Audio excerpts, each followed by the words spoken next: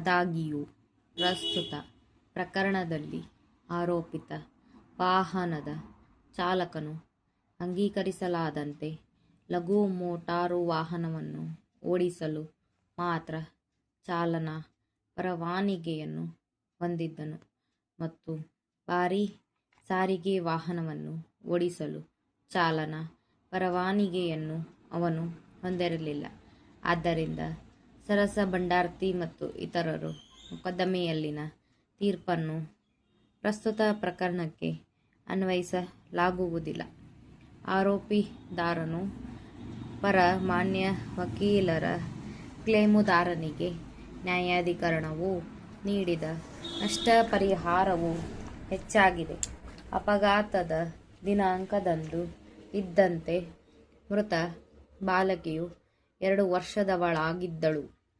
ಗಳಿಕೆ ಇಲ್ಲದ ಸದಸ್ಯರಿಗೆ ಸಂಬಂಧಿಸಿದಂತೆ ಅಧಿನಿಯಮದ 163ನೇ ಎ ಪ್ರಕರಣದ ಅಡಿಯಲ್ಲಿ ನಿಗದಿಪಡಿಸಲಾದ ಕಾಲ್ಪನಿಕ ಆದಾಯದ ಆಧಾರದ ಮೇಲೆ ನೀಡಲಾಗಿದ್ದು, ಅದು ವಾರ್ಷಿಕ 15,000 ರೂಪಾಯಿ ಆಗಿದೆ.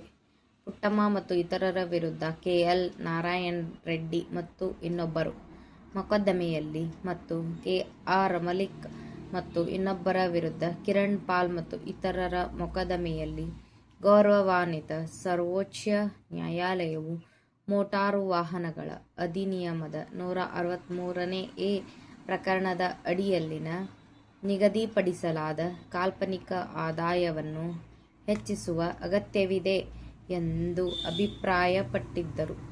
14/11/1994ರಿಂದ ಈಚೆಗೆ ಯಾವುದೇ ತಿದ್ದುಪಡಿಯಿಲ್ಲದೆ ಅದನ್ನು ಮುಂದುವರೆಸಿಕೊಂಡು ಬರಲಾಗಿದೆ.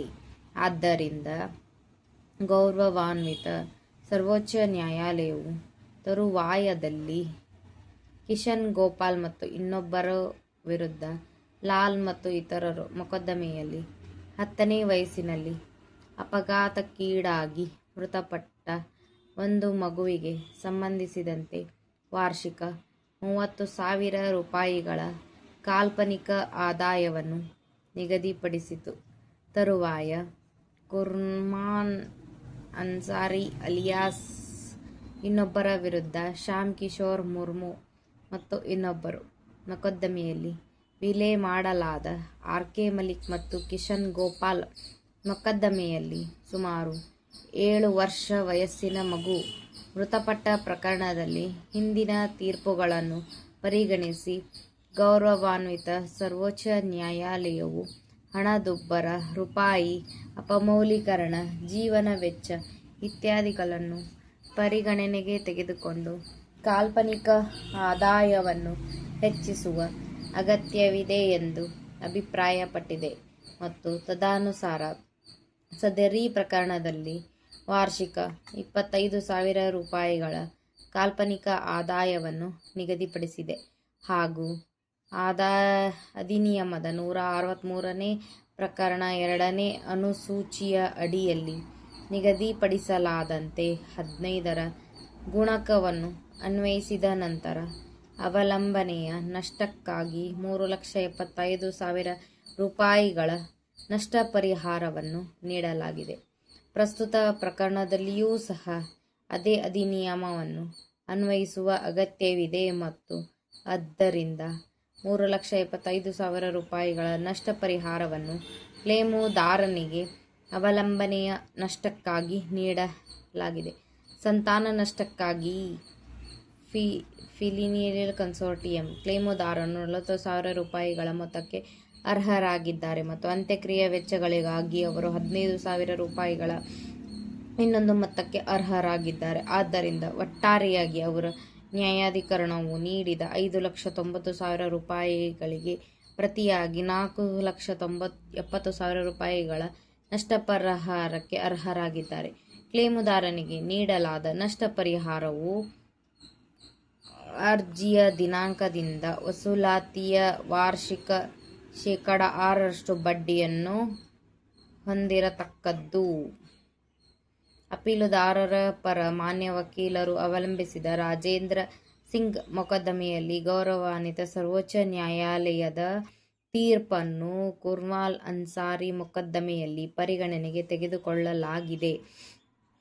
ಹಣದುಬ್ಬರ, ರೂಪಾಯಿ ಅಪಮೌಲ್ಯೀಕರಣ ಮತ್ತು ಜೀವನ ವೆಚ್ಚವನ್ನು ಪರಿಗಣನೆಗೆ ತೆಗೆದುಕೊಂಡು ಪುಟ್ಟಮ್ಮ ಮತ್ತು ಇತರರು ಮೊಕದ್ದಮೆಗಳಲ್ಲಿ ತೀರ್ಪುಗಳನ್ನು ನೀಡಲಾಗಿದೆ ಎಂಬ ಸಂಗತಿಯನ್ನು ಪರಿಗಣಿಸಿ ಗೌರವಾನ್ವಿತ ಸರ್ವೋಚ್ಚ ನ್ಯಾಯಾಲಯವು ಕುರ್ಮಾನಿ ಅನ್ಸಾರಿ ಮೊಕದ್ದಮೆಯಲ್ಲಿ ರಾಜೇಂದ್ರ ಸಿಂಗ್ ಮೊಕದ್ದಮೆಯಲ್ಲಿನ ತೀರ್ಪನ್ನು ಅನುಸರಿಸಿಲ್ಲ.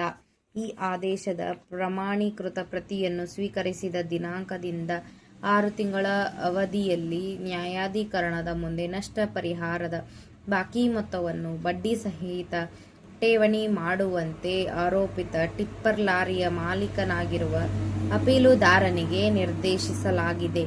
ಈ ನ್ಯಾಯಾಲಯದ ಮುಂದೆ ಠೇವಣಿಯಲ್ಲಿರುವ ಮೊತ್ತವನ್ನು ವಿತರಣೆಯ ಉದ್ದೇಶಕ್ಕಾಗಿ ನ್ಯಾಯಾಧಿಕರಣಕ್ಕೆ ವರ್ಗಾಯಿಸುವಂತೆ ನಿರ್ದೇಶಿಸಲಾಗಿದೆ.